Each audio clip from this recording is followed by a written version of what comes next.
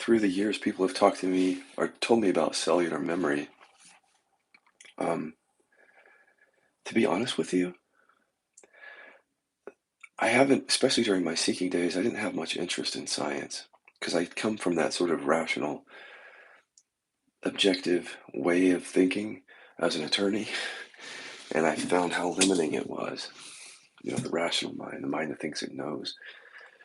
So in my more dogmatic, non-dual days, I think I did dismiss science, but then it came back online for me during the chronic pain because it was science that I looked to give me the most direction around how to heal my pain, the chronic spine pain, because it was really science. Even though spirituality, in some forms of spirituality, they were talking about how unresolved things then,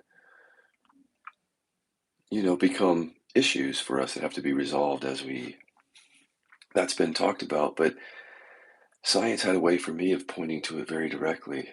So they're saying, yeah, there's unresolved stuff in the body. And then it would say, here, we've done studies on this trauma, repression, addiction, all these things. So that was very helpful. And this is another area where I'm finding science helpful is in the area of cellular memory. Think about it this way is when you're from interior awareness, you don't ever find any cells. You don't find muscles or bones. Just close your eyes and look. You may have the concept of those things. You may have the word cells. You may have an image in your mind of cells. You may have the word muscles. You may have a sensation or a little image of muscles, but those are words, pictures, feelings, and sensations from the interior awareness. So we never really find cells or muscles or bones or even a nervous system or a brain. From the interior awareness, we just keep seeing words, pictures, feelings, and sensations. So one thing that's helpful has been helpful for me is not to confuse those perspectives. So when science says, oh, inside your body are cells, muscles, a nervous system, neurotransmitters, this, that, and the other, they're looking from outside the body, from a scientific rational view. But from that same view of that same body, from interior awareness, there's just words, pictures, feelings, and sensations. So you can see how the two perspectives get confused sometimes. And maybe you've even had some confusion around that. But for me, it's just understanding their unique perspectives of the same thing. So, why does that matter with this? Cellular memory. Have you ever read up on it? Some of the best evidence of it is from people who received transplants, their organs. The idea with cellular memory is that it's not just our brain that remembers the past, the body, the cells in the body remember it, and sometimes in a very raw form.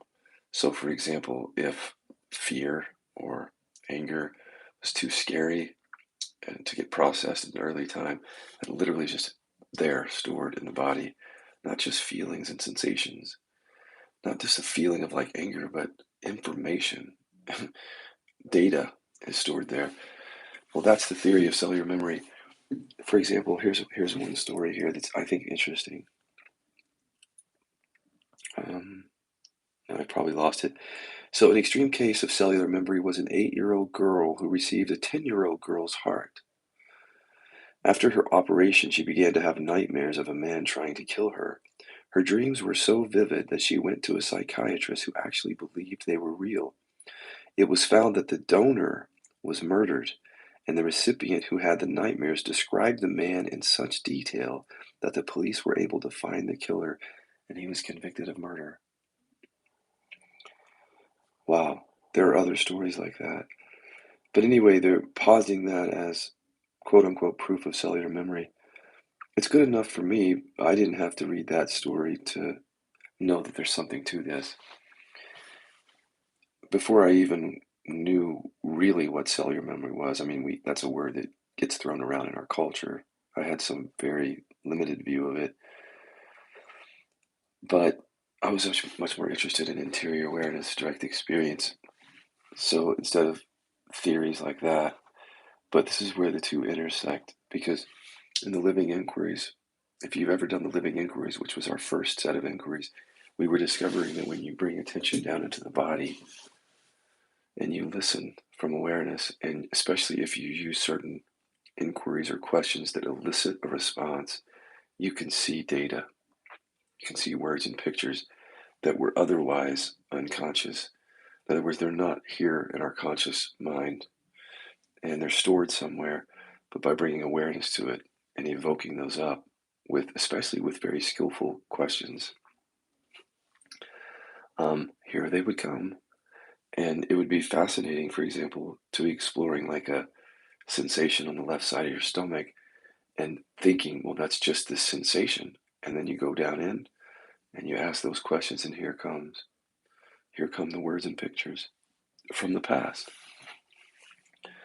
Well, we obviously became much more interested in that. Mining was our first tool back then. Mining is just like feeling into a sensation. What does this mean about me? And then here comes some words or an image. There you're getting the data that is apparently stored in that area or associated with that area. Fascinating to be seeing that. And you guys are probably all seeing that to one degree or another. So this is not new. But what's been fascinating for us even more is the development of that through the years.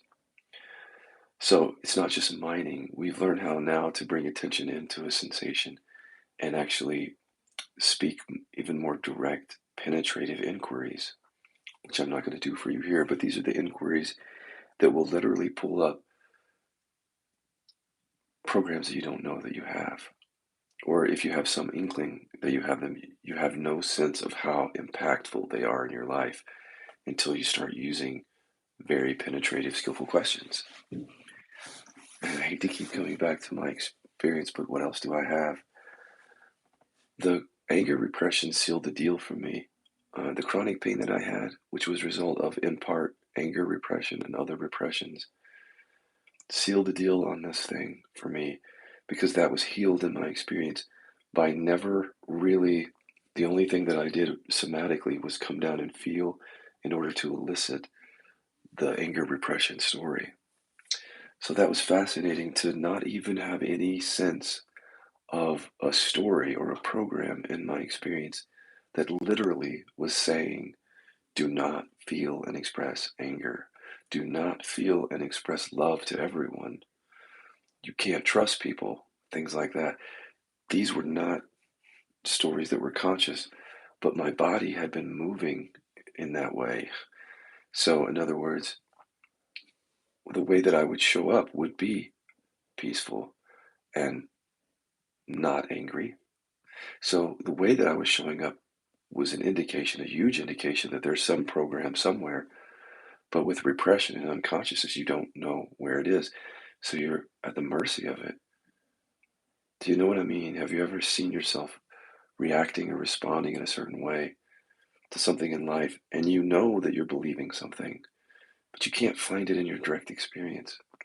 Maybe you find the uprising of some sensation or emotion in a certain, interacting with someone, but you don't have direct access to, and you may not even know that there's literally a program there.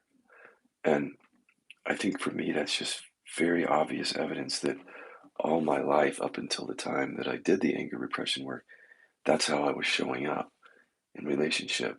So if you would have gotten angry at me or upset, I would have probably avoided the situation or downplayed any side of my anger, repressed that, suppressed that, and would have tried to make peace, agree with you as a coping mechanism. And that was just going on under the radar. That was my life. That was my personality. And having no sense of it, why that was. And then come to find out when I went into the pain, there it was. I was able to make conscious, literally conscious, the literal story. You cannot feel and express anger. That opened the door for me, so to speak, to want to explore this even more with people and to find out how much of what we're suffering from physically, for example, illness and pain, and spiritually, like contractions, are really the result of these cellular memories, the past that's hidden and buried within the body. And so we've been in this exploration for mm, coming up on 15 years, and the skills have gotten so much more precise. So I guess that's the thing that I'm here to talk about, because if you've ever studied this particular topic, there can be a frustration around it because you may understand intellectually the notion of cellular memory, but then you might not see how it's operating in your life. That's the unconsciousness. So you could read up around all the studies, and I have been, but still, if you don't have direct access to how it's appearing for you, it just remains intellectual, like theoretical information, not transformation. It's good information to learn that cellular memory is a thing, but in and of itself, it's not necessarily transforming to have that knowledge. You just have the knowledge. But when you go in with this work or similar work, you start to have the direct experience. And so you can kind of see what they're saying. And I think that there's a lot that science still doesn't know about this. And they're going to continue to learn and let us know. And I also think there's a lot that we don't know about it yet from direct experience, how to access it. And my best evidence that we don't know enough yet is just the hordes of people that are coming to this work now. I don't want to say hordes, but quite a few who are coming very frustrated because their body's still holding on to stuff and they don't know how to access it. So it's a real thing to think about. It's not just fun academic stuff. Like this directly affects people's lives.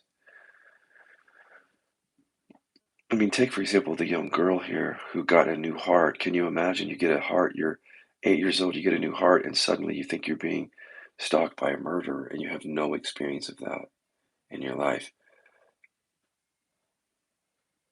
But here with a new heart, her life is impacted directly from that. With these apparent new cells and these memories, her life was directly affected. She was having nightmares. She was scared to death, and it was very real for her. But that's not unlike our experience, all of us, because we're not aware, for example, of why something is happening to us. Even when it's happened to us in our life, we don't always make the connection between why am I always afraid, for example. Why do I always have low level anxiety?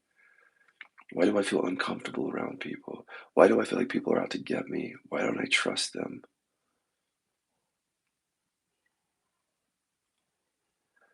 And I think that a big part of the answer is in the body, but we don't know it. So we're not unlike the 8-year-old girl here, in that something is happening to us and we will go to a psychiatrist like she did, and the psychiatrist will say, it looks like something's happened to you.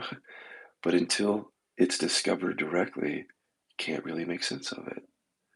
But once it's discovered directly, it's like that insight just pulls everything together for you, like it did with my anger repression. Something was happening to me.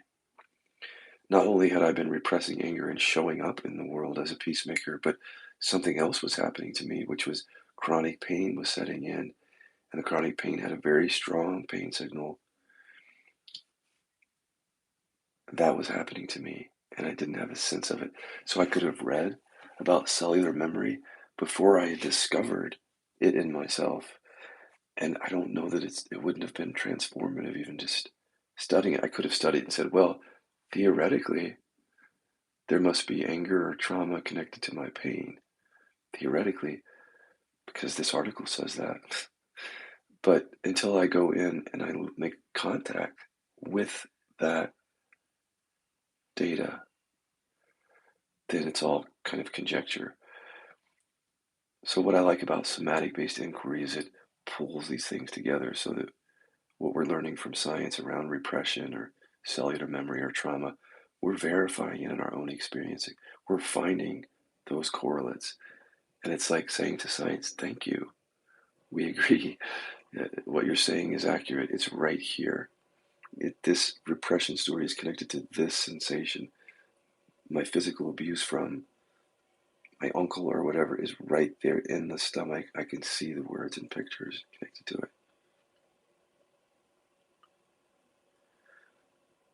I feel that one day, hundreds of years from now, we're going to have this down to a science almost.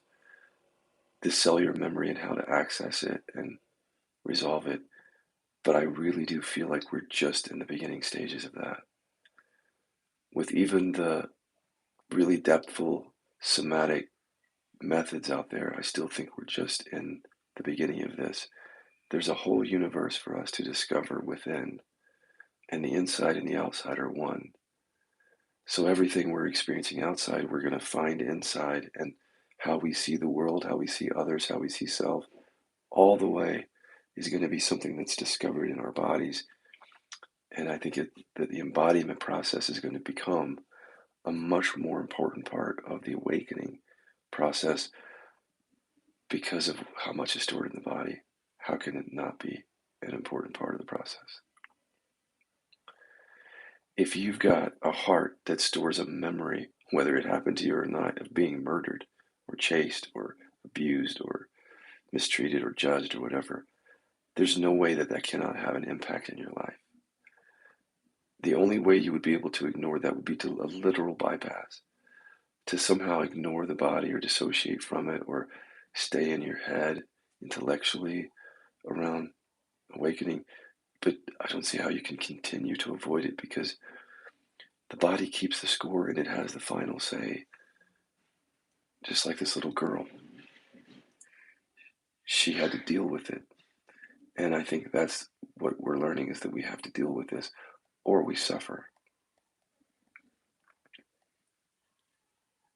There are also stories of people getting transplants, and now they have cravings for addictions that they never had before. So, like, they want beer and burgers. Maybe they were a vegan and then they get a transplant. Now they crave beer and burgers. And then they do the research to find out that the donor loved beer and burgers. So, things aren't what they appear. We've always believed, in a sense, or some of us have believed it's all the mind, but in fact, a lot of it is body. And that finding there aligns with what we're seeing with regard to addiction, because the cravings are often connected into the body as memories. And we feel the craving in the stomach for porn. We feel the craving for heroin in the heart area. And that's not just a sensation. That's not just a sensation. That's a sensation with data on it, memories around that, the use of that substance. And it's that Velcro right there, those words and pictures connected to that create such a strong craving for something. Whether you've had an implant or not, a transplant or not, your body keeps the score.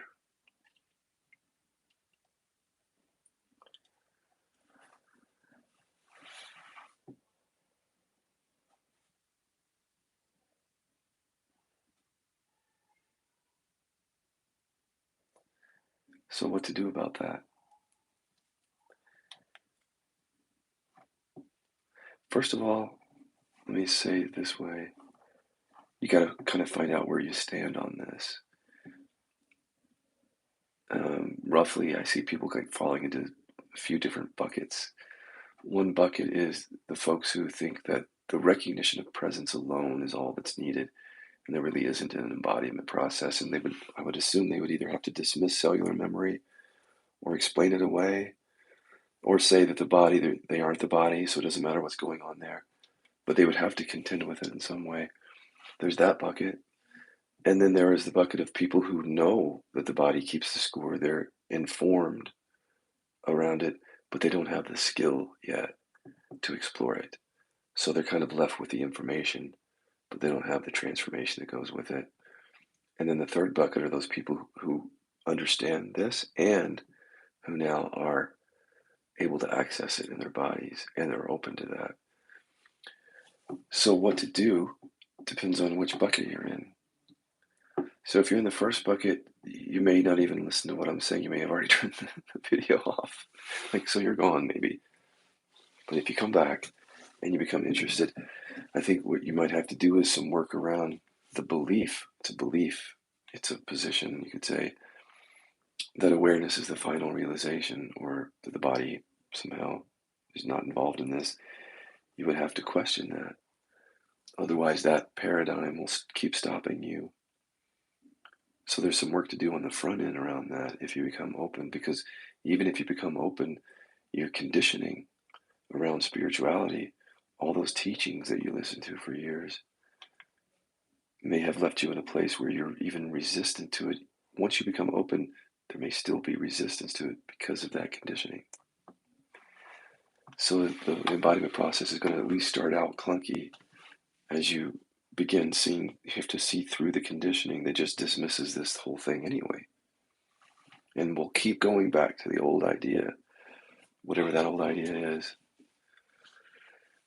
The second bucket, in terms of what to do, that's different because you're already open. You don't have to do inquiry to open yourself to break free of that perspective, but you don't have the skill yet. So coming down into the body, if this is where it gets really deceptive, because if you're in meditation or satsang and just bringing awareness into a body, at first glance, it doesn't seem like there's really any data there many times. It's like just sensation. I just have this shoulder sensation, so people say, or my stomach feels really tight, or my back hurts. And at first glance from awareness, it's like that's all that's happening. So you may, even if you have the information that there's a lot more going on there, you don't have access to it because you're just coming from awareness. And one would think that just coming from awareness would be enough, but it isn't because of how these things hide. It's not just that there's apparently cellular memory, it's that the stuff is hidden to protect us. Whatever was too scary or painful gets stored there, and then thanks to the mechanism of repression, we become unaware of it. It gets pushed out of our consciousness. So then when we awaken to awareness, because it's been pushed out of our consciousness, when we come back to rest with that sensation, we're not seeing what we've pushed out of our consciousness. We didn't push it out consciously. It was all involuntary as a coping mechanism. So that's the frustration that I'm seeing with people all over the world that are coming here, is they've spent years just, they learned about the somatic, for example.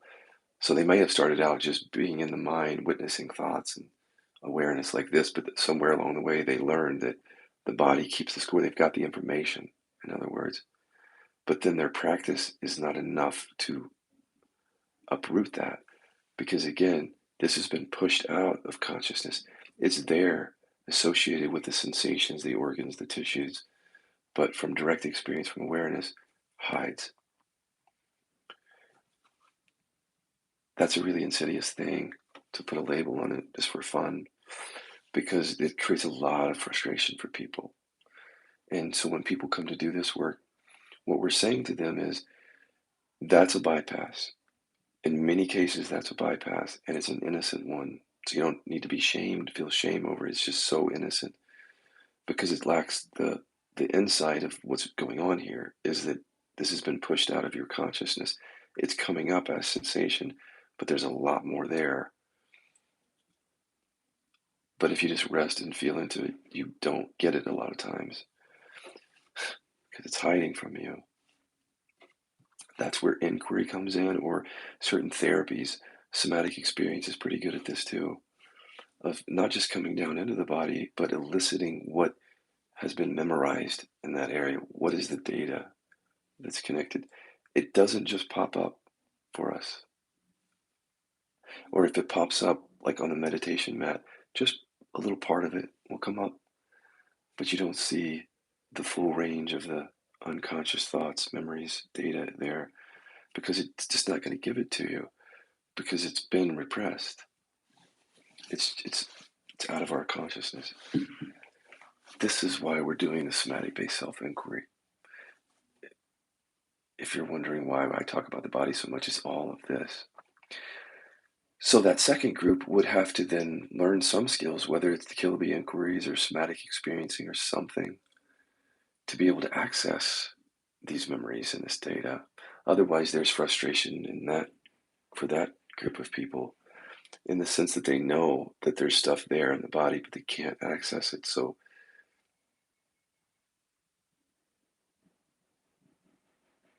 I suppose ignorance is bliss in that, because knowing that but not being able to access it is the frustration. So what you might want to do in the second bucket is learn some skill. Take the time to learn some skills. Don't assume that you've been born with the capacity to uproot a repression or that you've even learned it, because repression is so clever that it eludes many of our attempts to try to know it. It just eludes us constantly. So we're not born with those skills. If we were born with these skills, or if we were taught these skills along the way, we wouldn't be so repressed. We wouldn't have bodies like this.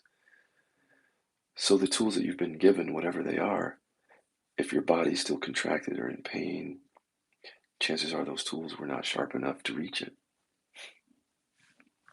So learning new tools, skills. But the third bucket is the easiest one to talk to because they already have the information around how things are stored in the body and how that's impacting their life. And they have the skills. So with those folks, it's just a matter of they already have it. It's a matter, the only thing that might get in the way then would be the resistance to doing the work, which we all have to deal with. Because these programs, this data, these memories that we're storing, we stored them for good reasons. I'm going to go back to the anger repression, just to explain it, and then you can find this in your own experience. Repressing the anger, repressing the thoughts about the anger was a survival mechanism.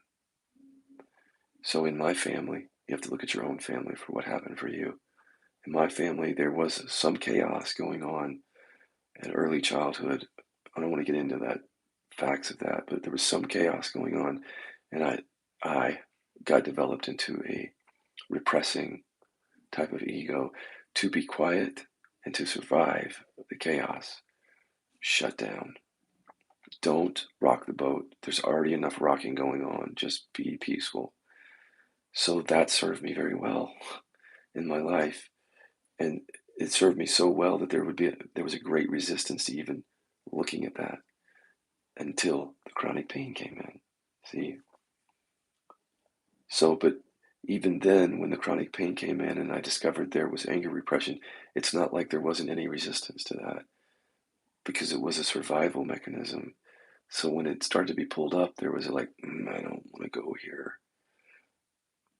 For the same reason anybody wouldn't want to go into something like that, because the system interprets that as a further annihilation of ego. So if I'm getting safety out of my thing, my belief, my program, if I'm getting love out of it, if I'm surviving from it, protecting myself with this information, repression, whatever, then when I go to look at it, it's not like it's going to just come up and say, okay, I'm ready to be deconstructed now. So glad you found me.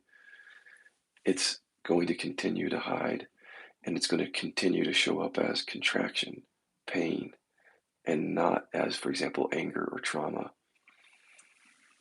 And so then it's a matter of working with that resistance, which we can do with this work.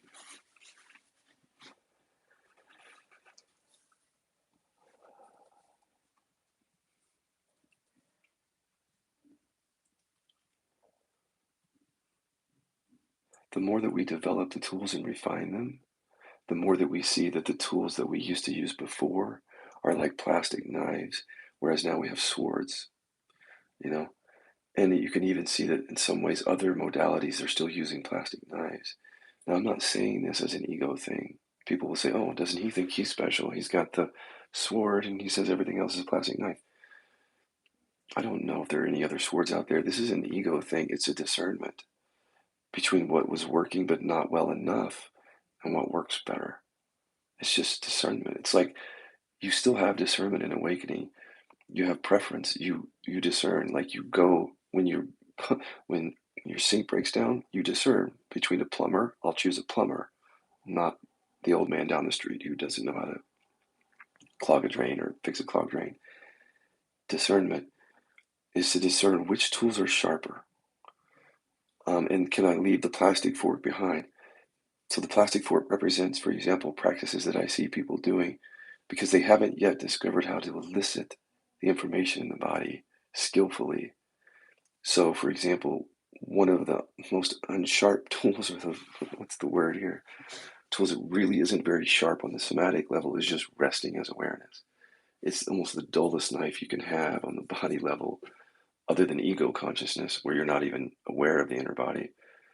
But being just simply aware of the inner body, so much hides from you, you're not even going to see it. So it's like having a really dull knife to try to go look at something, and tons of frustration I'm noticing in people with that.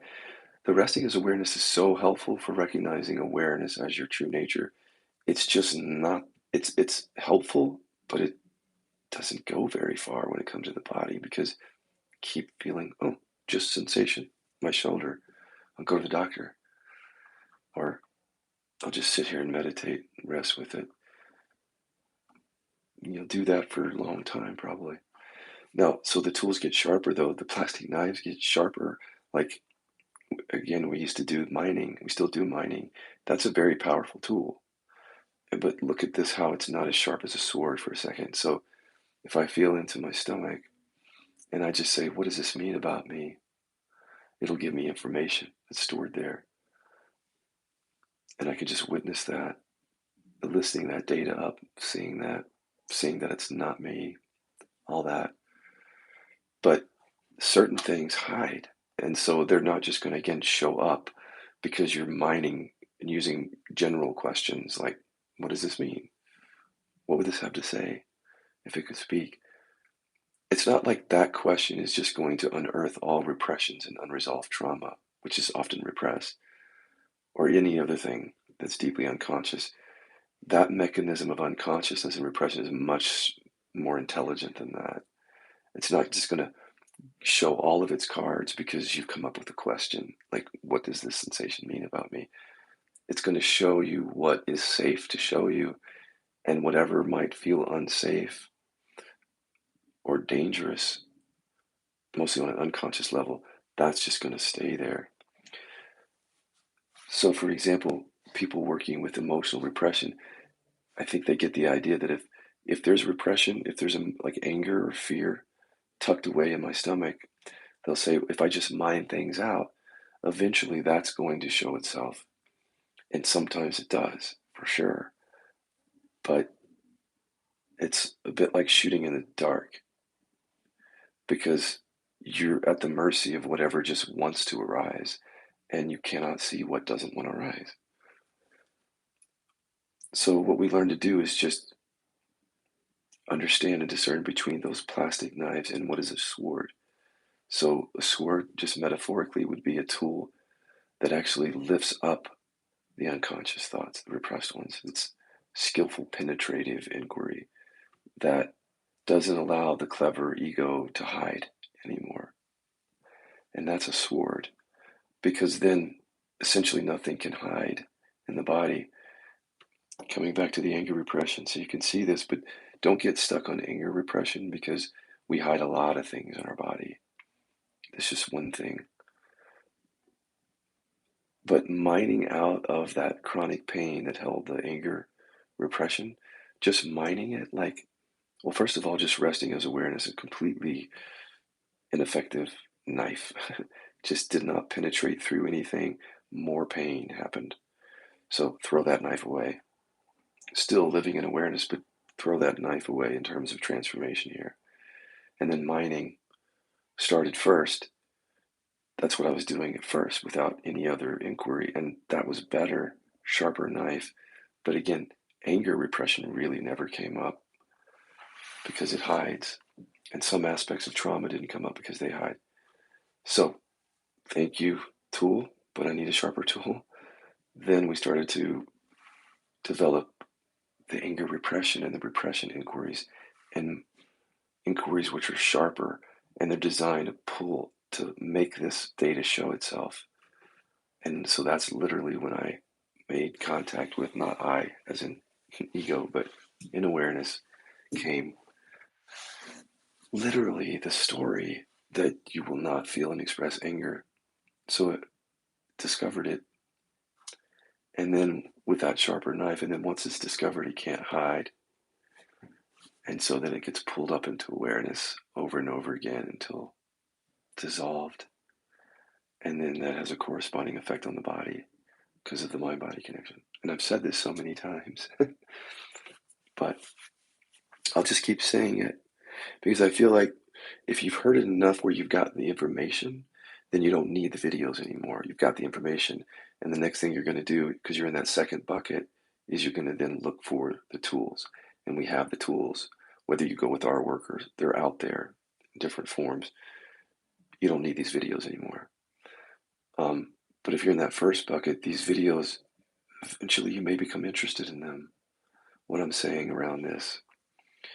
And so I'm speaking to those in the first and essentially the second bucket. I'm just trying to sort of coach you and encourage you to find a sharper sword. But eventually you'll stop hearing me talk. I'll keep talking about this. Whenever you get bored with it because you've got the information, just turn me off. Don't come back to hear me talk about the same thing. Find the tools and start looking from there with having that information, that insight, those tools.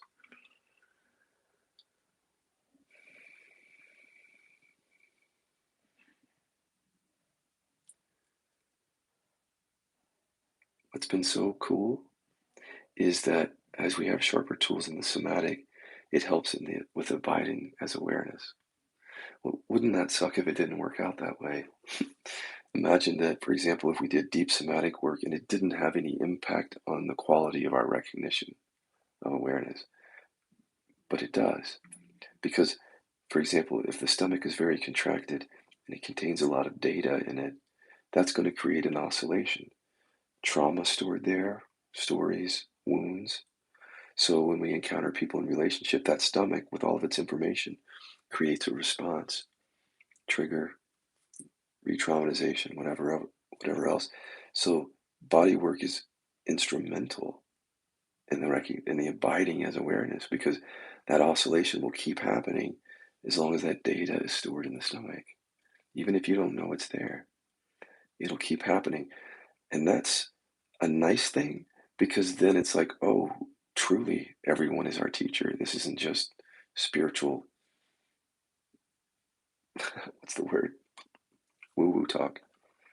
This is real. This is practical. That my body literally is showing me how to have a deeper abiding in awareness. And I'll just pay attention and discover what information it carries as I get triggered in relationship.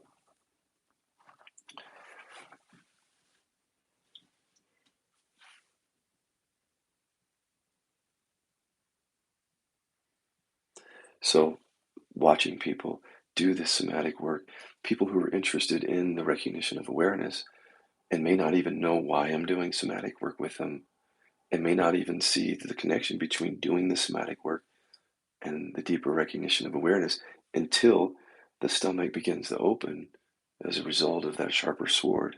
And as it opens, that has an effect on the capacity to abide as awareness because the contraction is the thing that is responsible for that oscillating. Was I got it. Now I've lost it because I'm triggered again, stomach, emotion, thoughts. So going into the stomach, you're dealing with the issue that's creating the oscillation. So that results in a deeper abiding here. But no matter how many times I say that, to experience it is that's the point of it. Going from information to transformation.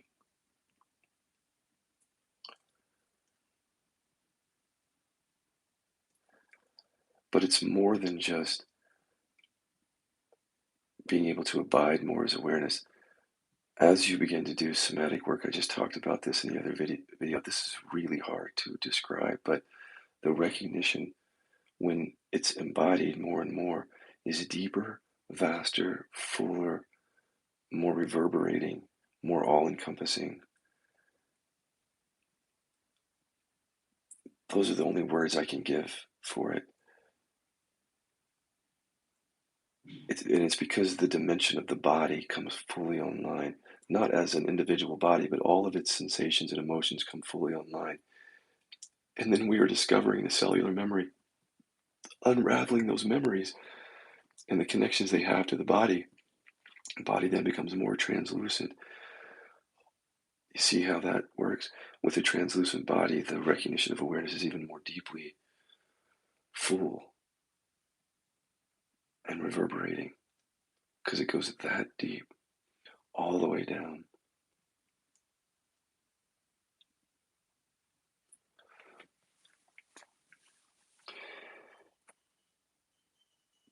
There are other things that happen in the embodiment process that don't get talked about. For example, authenticity, empowerment. The reason I think those things don't get talked about is because if you're not doing deep somatic work, you wouldn't necessarily have access to that. Authenticity to me points to the incapacity to just show up as you are in life. So you might show up in relationship, but repressed. So you may be angry, but you can't express it. You may have fear, you can't express it. You may want to express yourself creatively, but you can't.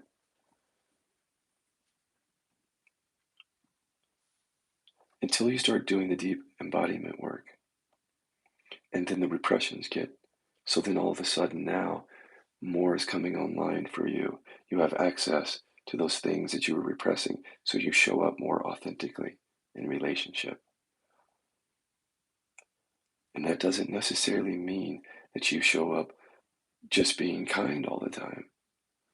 You have to be careful with that because that can be a peacemaker thing. That can be an anger repression. It's not about niceness. I keep hearing this about spirituality. Be kind. But if you say that to people who repress anger, it can reinforce something that anger is bad. So I don't want to talk that way. I think authenticity includes having anger accessible. It doesn't necessarily mean you put your anger on people, but to have it accessible is to have your voice accessible, your expression accessible. Because many times when you repress that anger or repress anything, you're repressing a lot of things with it. So authenticity wouldn't even really know what that, in my experience, didn't really know what that was referring to until the embodiment piece of this, as the repressions got lifted. Empowerment is another one, because as we believe in these very core deficiency stories, even after an awakening experience, still believe in it to some degree and holding that in the body. These deficiency stories make us feel very limited, even if we're living in awareness and the story doesn't, we don't strongly identify with it most of the time. Just every now and then it comes up and it gives that sense of individual, limited, separate, deficient self, small, not empowered. There's a sense of being powerless for people who, when they have that deficiency story coming up, helpless, like they don't have their power. I don't know how to say it, their power online because of what they believe still. So as you get rid of the victim identity, for example, and I don't just mean in the mind, I mean how you hold that in the body, and you unearth those deficiency stories and those dissolve, that sense of limitation and disempowerment transforms to the only word that I could say would be empowerment. And I don't want to create a duality here. Ultimately, all of that is arising in awareness, coming and going. But it's important to talk about it because there are people out there who feel disempowered. Like they don't have a voice. They can't set a boundary. They can't show up. Then by talking about that lack of empowerment or disempowerment, they can start to do the somatic work that brings that online, that brings that up. The stories that create that disempowerment. And as that gets seen through, that's part of the embodiment, being empowered to speak, be, show up, feel, express, create unapologetically be yourself, whatever that is.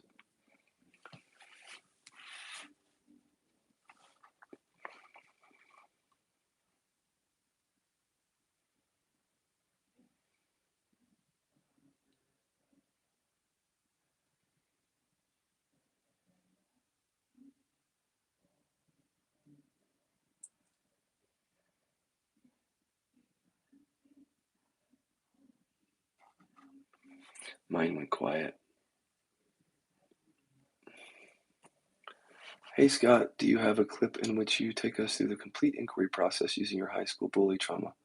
I wrote down the steps, but I want to make sure. Okay. Hey Sacha, make sure I did not miss any steps. So I'm not doing the process here on YouTube. Let me explain that again.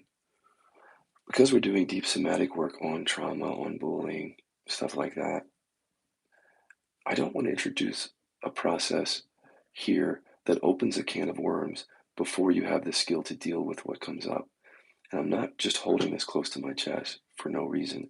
I have had experience where people just dabble in this work and then something comes up, but they don't have anyone there to support them. They don't have the recognition of awareness fully, or they don't have the skill and it goes to a bad place. And then they don't have any support there, for example, for people to help them. I don't want to treat anyone like with kid gloves, but I've seen this. And so I've taken all the experiential work off of YouTube. But here's the thing, I'm doing it with people. And I've been doing it on Facebook. So I did get banned from my new Facebook account because they didn't think I was Scott Killaby. I created a new account, working that out. But eventually we're going to be in a place on the internet where I'm going to be doing and demonstrating this work constantly.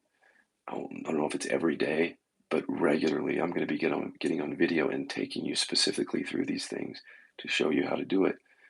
And then that way I can follow up with you.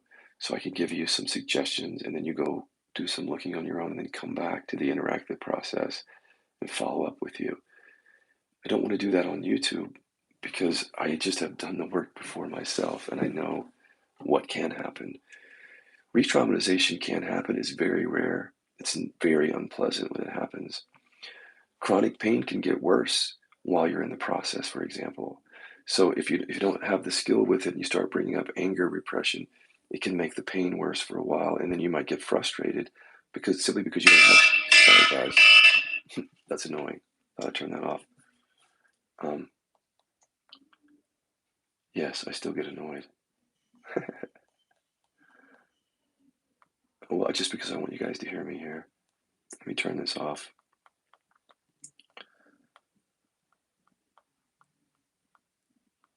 That feels good to say that. I get annoyed. Years ago, I couldn't say that because I have no anger. Um,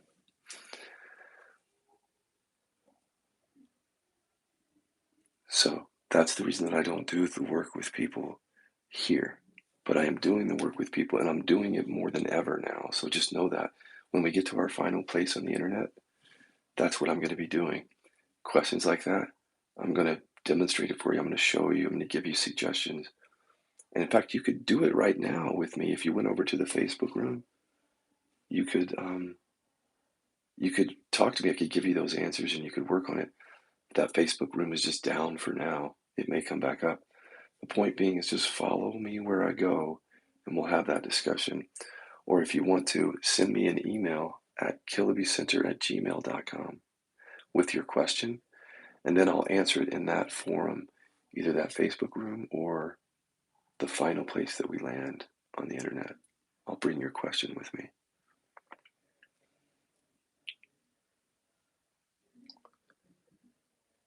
There's a lot that I have to say about how to work with trauma, for sure. That kind of trauma.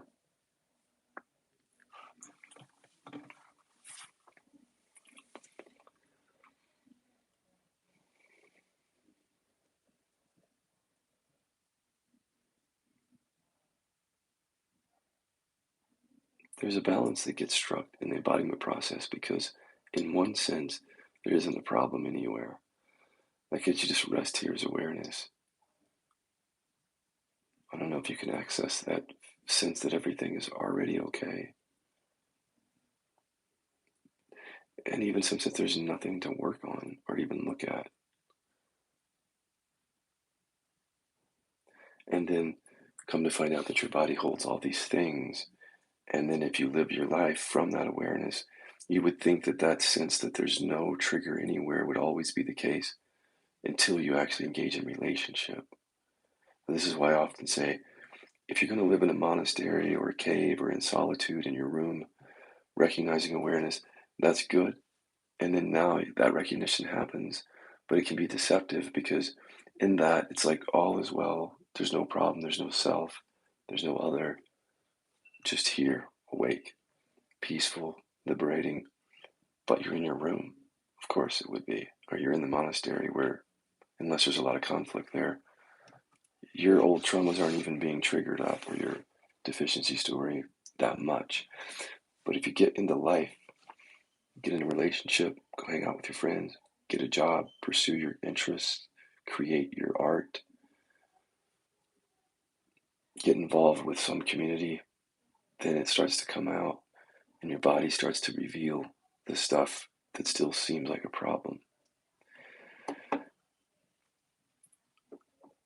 But I talk about that in the embodiment process, the balance between presence and inquiry.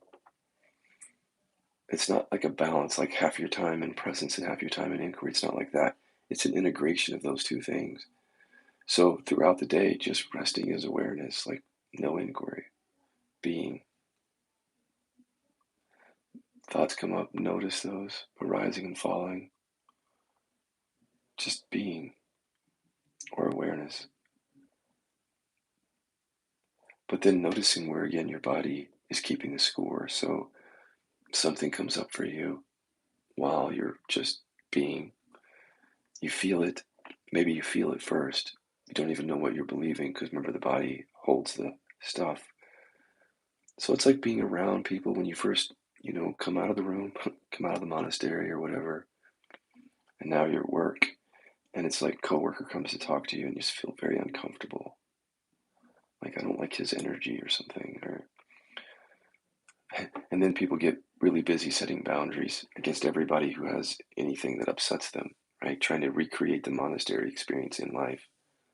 Have you ever seen people do that? Where it's like everything is everybody else's problem. So if I walk into a room and I feel uncomfortable with you, that's you. That's not me. And so I'm going to set a boundary against you because I'm going to try to create my monastery here where I don't have to deal with any of that. But if it's coming up in your body, there's something for you to see. It's not just them. That sensation is pointing you to look at something.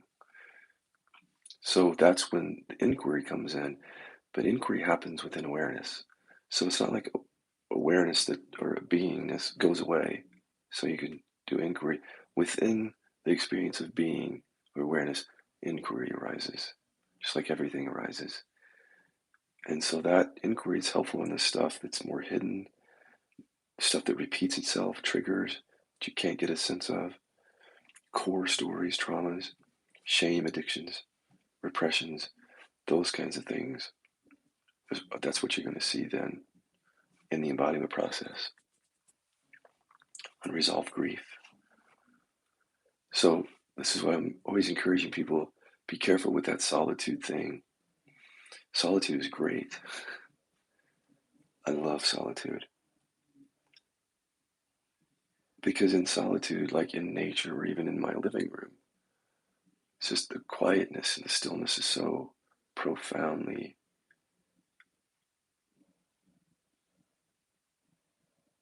there. And without anyone or anything to trigger me, it can feel like I'm done. And that's the feeling like done.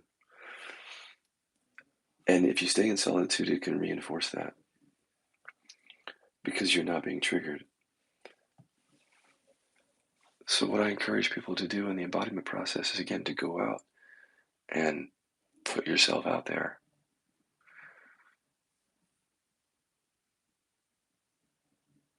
How else will you know what's held in the body? Because if you stay in solitude and just resting and being, the body just lies dormant. It might feel a little bit tense here, a little bit tight there, but it's not really a big deal because I'm just resting as awareness, and that's just a sensation arising within me. And so you never really know what the sensation is there to show you until you call your mother-in-law, and then you get a sense of what it's about. The anxiety comes up, the deficiency story, the trigger, the anger repression, right then, and you cannot have that experience if you never call a mother-in-law or whoever. Oh, so there you go with Carl, I think, or C-A-R, I didn't see the whole name. If triggers are everywhere, okay, there's something here. If you're already being triggered everywhere, a little bit of solitude can help. So, because if you're overwhelmed all the time with stuff, just to pull back and come into quiet space and really look at this stuff in a safe, at first a safe way. It's not always going to be safe when you deal with trauma. You're not always going to feel safe, but at least some environment that is away from the triggers that are, and then to look at the triggers. Because otherwise, if you try to do that in the midst of life, you're just going to continue to get re-triggered. So some solitude. What I'm referring to is those who are really beginning to recognize awareness in their experience more, and then they stay in solitude. That I've seen as kind of a hiding place, can be, not always. There are people who will say, Scott, I don't like what you said, because solitude is where I find myself at one with everything and my deepest contemplations. I'm not saying don't be in solitude. I'm simply saying look at how it can become a hiding place. And this is really for the deepening, right? If you can't know what your body's holding on to if you never put yourself in the lion's mouth, meaning the relationship that you might be triggered in. So different strokes for different folks. If you're being triggered by everyone, solitude. Start looking. If you're in awareness and you feel like you're not triggered by anything, maybe get out of solitude. Let me see if I can help with some of these things here, because I will give some experiential stuff as long as it's not like a full-on inquiry. I hear my thoughts and don't see words. How do I rest with them when they dissolve so fast? Do I need to repeat them in my mind until it feels like there's less of a charge? I hear my thoughts but don't see words. Let's see. How could I explain this? So sounds, thoughts coming up like sounds, but not like audible sound like this, but the sound of a thought, like I'm not good enough. But you can treat it like a sound. So imagine this was a constant sound for a moment. So from awareness, it's appearing immediately to awareness. I'm not trying to analyze it or understand it or do anything with it. It's just being witnessed as a sound. And then from awareness, I stay with it and the sound falls. And then it's like it seems to fall into, so to speak, silence. Staying with things like that. Whereas the sound of it comes up, you just rest with it as a sound. Just like if a bird were chirping, you just rest and allow it. And then the bird chirping goes away. You didn't have to do anything. You're just allowing it as it is. Same with that thought. If it still remains elusive, try exaggerating the words visually somewhere. So if you keep getting in a very elusive, I'm not good enough, and it's like that, you just keep leaving it. Put it like on a huge billboard, or I have painted it in the sky before, like with big letters or a chalkboard or a piece of paper, imagining it written down. And then it becomes a picture. See, because you've put it on a billboard or something, that's a graphic. So if you're able to see images, put the words on an image like that and just rest with it. Let it be like that. But play with both, because even when you see things written out on signs, you can hear in consciousness still the sound of the words coming through. So let that happen too. Be interested in the falling away of these things. Don't push them away, but in the falling away of the billboard leaves nothing. That space where there's just awareness, coming to moments of rest as something falls away, I find to be really important. Because if not, I've said this so many times before, but if not, there's no recognition of that to which everything appears, that foundational awareness. in a sense, doesn't get fully settled into if you're just going from thought to thought to thought to thought to thought. So again, the falling away, even though that wasn't your question, I wanted to bring that up. Let things fall away. That's the death of these things. To see that they're not you in the falling away. Everything. So there you go. Time Bunny, he or she says, my life is mostly solitude, also because of CPSD. Thank you for sharing that. And then Satya says, I'm indeed creating a monastery life for myself to avoid the triggers. Again, there's like boundary setting that has to go on when you have trauma. And boundary setting sometimes means not being around certain people. But really, I would say for the purpose of working on that trauma, if you're just going and setting boundaries all the time, it can be a pretty lonely life. You know, it's like, I don't want to talk to them. I don't want to talk to her. There's trauma here, trauma there. It's like you force yourself into solitude. If that happens, then deal with that in inquiry or through your process, because you'll just keep setting boundaries and it can be a fairly lonely life. But boundaries are important when we're in the process to take ourselves out of a toxic situation where there's a repeated trigger, to say enough is enough, and then to go into solitude to work with that. So I'm not saying don't set boundaries. I don't want anyone to mishear me. I'm just saying freedom from these extremes, like where you're setting boundaries with everyone in order to stay safe, creating your monastery. Or another extreme would be if you're being triggered by everything and you just don't get any solitude and you just expose yourself to triggers all the time and no sense of rest, space, solitude, inquiry to see and process that stuff. So striking a balance, finding out if you're in the extremes and integrating things, coming back into a balance that's an Eastern thing.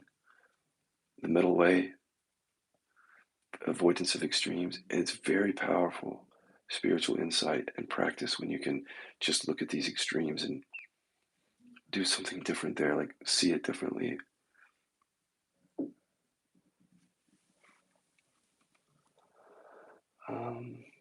Natalia, hello. I was hiding tremendously in meditation state and now going out all the time to the people, and it feels very intense, right? Sometimes like it's too much. I get it. But at least you saw that you were hiding, and we've all done it, Natalia. For real. I mean, I think one of the reasons that the anger repression stayed, or the anger stayed repressed in me, is that I didn't expose myself to those kinds of people. I created a monastery that excluded all angry people and paid the price for it.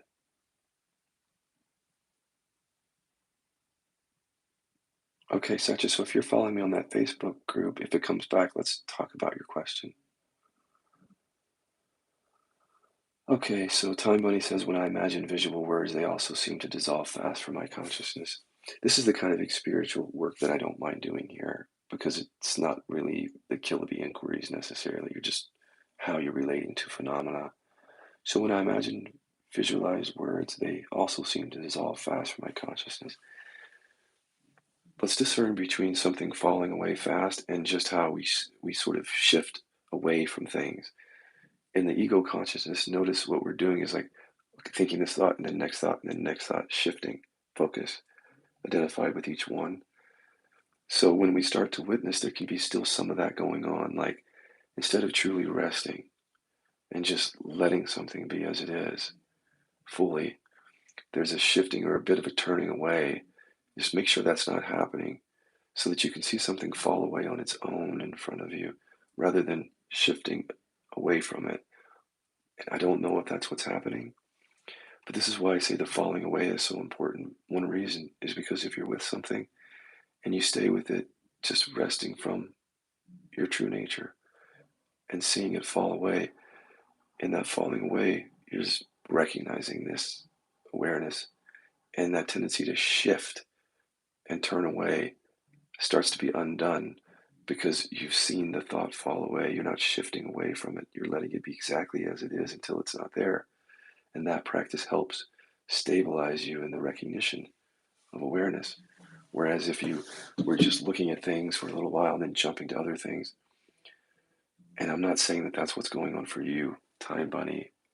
Um, if that's not what's going on, then let that experience be as it is. So if a thought comes up and it dissolves quickly, let that be. You can actually bring it back. I don't know how much other teachings talk about this, but in the be with what is thing, where it's like if something is arising, be with that. If it falls away, be with the next thing. Nothing particularly wrong with that, except certain things are very persistent and we're identified with them more. So if the thought comes up, I'm unsafe, I might be strongly identified with that. But then another one comes up that I'm not identified with as much. Um, what's my thought here? Hold on. So yeah, so the first one, I'm unsafe because it's stickier. Just looking at it once, you could tell that that might still be persistent, right? It's still Velcroed in the body. So bring it back a few times. You're just, if you think of this as play, then you won't think you're breaking any rules. But some people think that we're breaking rules when we bring something up more than once because it's like we're not being with what is. But actually, we are. That's what is. This story, we're just bringing it up a few times because it's strong. And if you see it as play, you realize you're not breaking any rules. You're playing with something that you believe, and you're bringing it back to see through it. Play with it. Bring it back a few times, and then notice how it becomes more and more difficult to bring it back because each time you're feeling the sensation or emotion that comes with it, and that's discharging a little bit, so the Velcro gets less. So repetition and witnessing is fine for things like that. Take those tips, and then if there's anything else, Time Bunny, here's something else from you. Right. There's also a somatic charge still, even though the word dissolves. Right. Good. So I still feel comfortable giving this kind of instruction because it's not KI particularly, it's just how to relate to something in awareness. So the somatic charge would have to be there, wouldn't it? Because it's not like that charge is just connected to one or two thoughts. So that would be interesting and nice if the feeling, if the thought unsafe, if that alone, just witnessing that thought once would just dissolve the sensation. But if you hear what I'm talking about with regard to these contractions, these sensations in the body, there are several drivers in there. There are unconscious networks, plural, and repetitious programs. So I'm unsafe, I'm unsafe, I'm not good enough, I'm not good enough. Repetition connected to a sensation, but also networks of thoughts, of other thoughts connected to those. So all of that, you can't see it until you see it. But when you can't see it, then you might think that if you witness something within that network, that that's going to discharge the sensation because you don't yet know that that sensation is held together by this network of thoughts. And so that sensation is not going to dissolve as long as you're believing in this unconscious network of thoughts. So then it follows that witnessing one thought would in no way dissolve a tight contraction. That would not be reasonable expectation given what I'm saying here.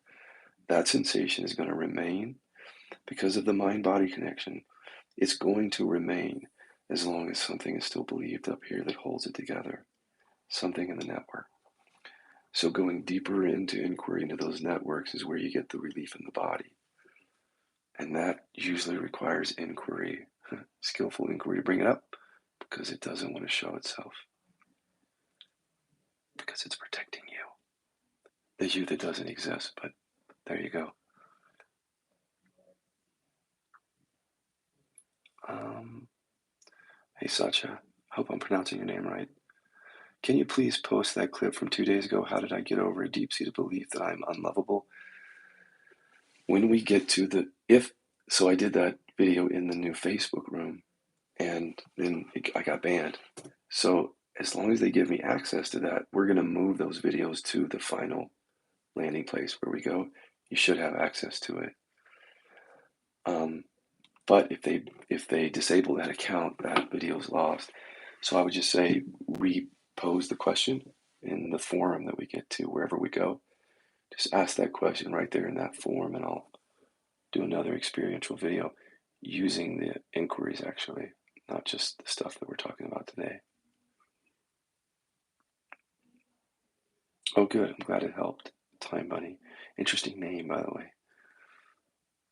Let's see if I missed anyone. I just have some time before a session. 5 minutes. Oh, I did miss one here.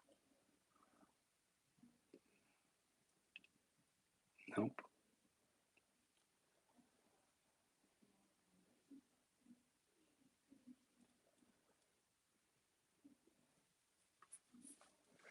The final space will be subscription based, but very affordable.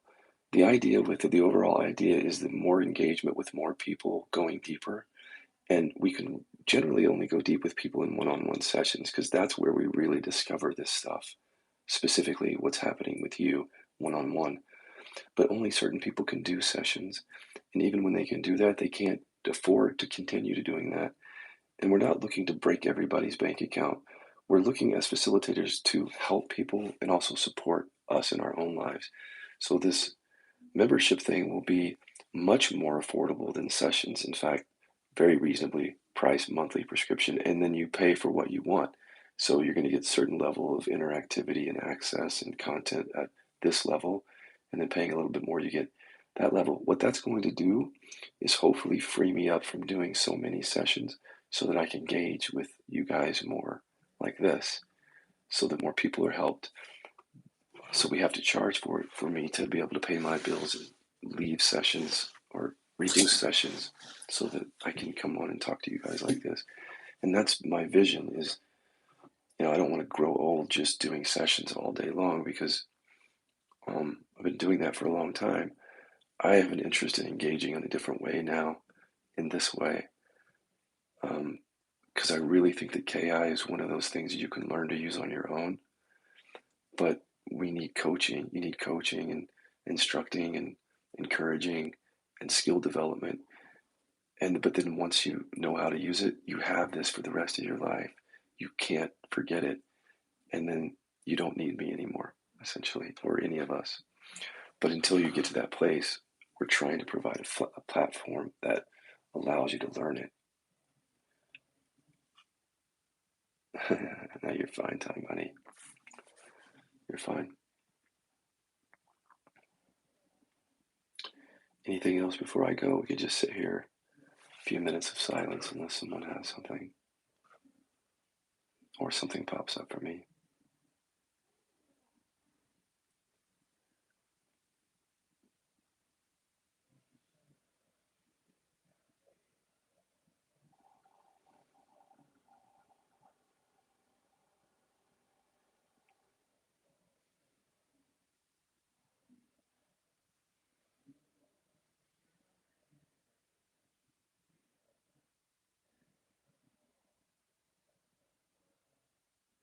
Oh, it's so good that you're getting your mental health back. Hmm.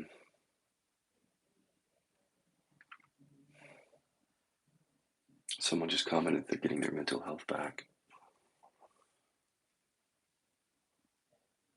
To be honest, so am I in a way.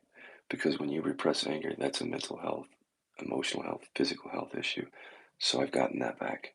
My physical health is back. That's priceless. That's priceless because with this condition, this chronic pain, everyone told me, doctors and other people, that I would have this forever. I have my body back, and my body is better than ever now from within. So I don't want to create a carrot, but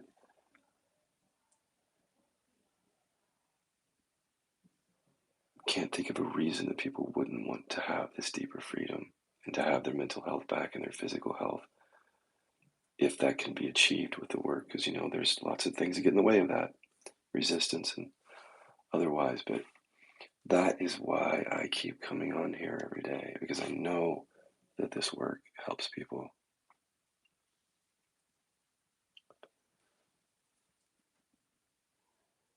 Childhood emotions and memory, they were blocked, right? Me too. Because anger, repression, remember? So I'm not unlike you. when I was a child. I didn't have access to that, and now I do. Priceless.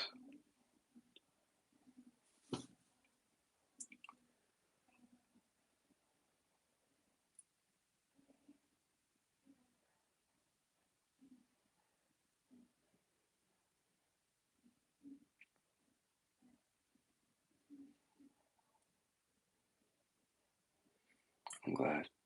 Thank you guys. Stick with me for a while. Go deeper. We've only just begun. Bye.